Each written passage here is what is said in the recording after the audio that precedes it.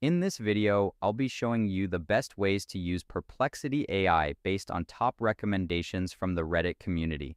Let's get started.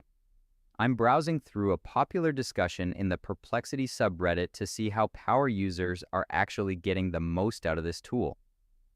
I notice one user mentions how they've integrated it into their HR management workflow, using it to draft job descriptions and interview criteria, which saves them a massive amount of time each week.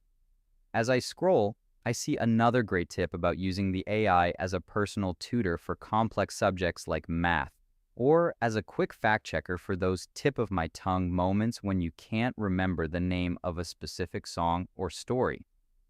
The community suggests that because it provides direct references and citations, it is often much more reliable than a standard Google search. I also see people discussing how they use it to summarize long-form YouTube videos or even to rewrite their resumes to better fit specific job descriptions. Some users have even replaced their phone's default voice assistant with Perplexity for faster, more accurate answers on the go. There is also a mention of how well it works when combined with other creative tools to organize research into visual blocks for presentations and projects.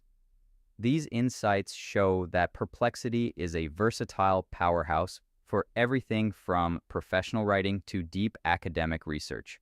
By following these community-tested strategies, you can turn this AI into a highly efficient personal assistant for all of your daily tasks. If you found this walkthrough helpful, please consider liking the video and subscribing for more quick tips and tutorials.